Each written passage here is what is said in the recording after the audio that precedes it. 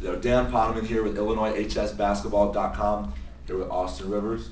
This is for my online TV show sponsored by Gatorade. And I was playing free Gatorade. Yo, holler at me. I got some sponsorship for you. Anyway, me and Austin are here at the Nike Peach Jam in North Augusta, South Carolina. Austin plays alongside Brandon Knight.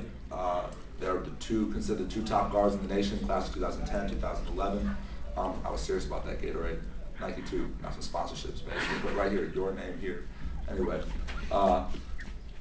Brandon Knight, his teammate, just stress fracture in his foot. So Austin's out here all alone. They just lost. What's your record in the tournament now? 3-1. 3-1. So first off, tell me about your experience at the Peach Jam so far. It's considered the top tournament in the nation. Is this your first time here? It's my second time here. It's a great experience so far.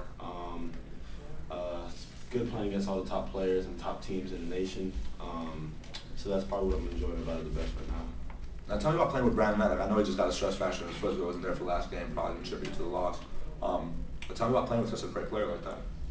He's a great player, man. Great scorer and a great leader. You can learn a lot from him on and off the court. He's a good guy. He has just a good attitude, and he could easily have a big ego, but he doesn't. So he makes a lot of things easier for everybody else.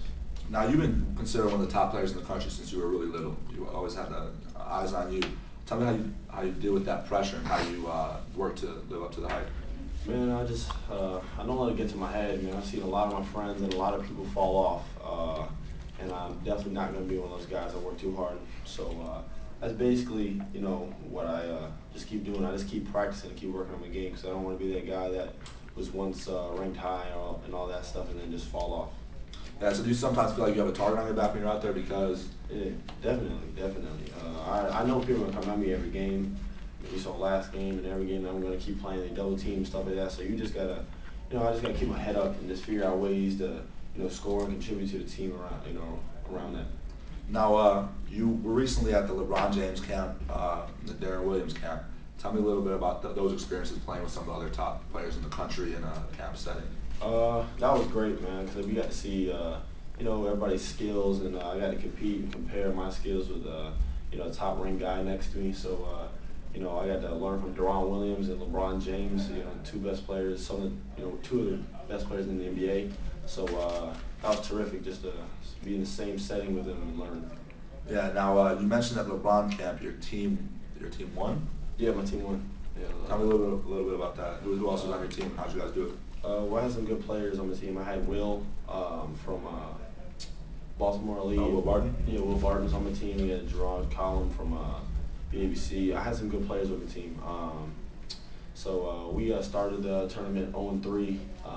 We had a team meeting. Well, not team meeting, but we were just at lunch, and everybody's talking about how you need to step up. And then we ended up winning the whole thing. That's cool. Did you get to talk to the king himself? Not really. I kind of left him alone. Everybody's talking to him so much, so I'm not one of those dudes that like to crowd people. So I just hung him back and watched him. But also, I'm sure you're used to it. Your dad being an NBA coach, I'm sure you weren't a starstruck with some other kids. Yeah, definitely. Now let's shift the focus to that. With your dad being an NBA coach, do you ever feel like kids are really trying to go at you when you're on the court? Yeah, I'm sure it adds. I mean, kids want to prove that they can. People want to make a name out of themselves from guarding me or stuff like that. They want to make a name too. So. Coming at me could maybe do that, so that's why everybody's gonna come at me every game and try to go hard at me. And I think I definitely have a target, because of that too. But I really don't worry about it, man. It makes the game more fun. Yeah, definitely. Now this is a Chicago-based program.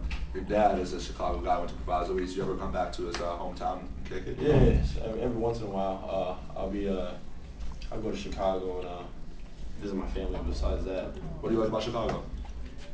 Family up there, really not in particular. Nothing I exciting? don't really be up there that much. Yo, get at me next time in Chicago. Anyone who's watching, next time Oscar is in Chicago, he's gonna get at me. So we can all kick it party at my house.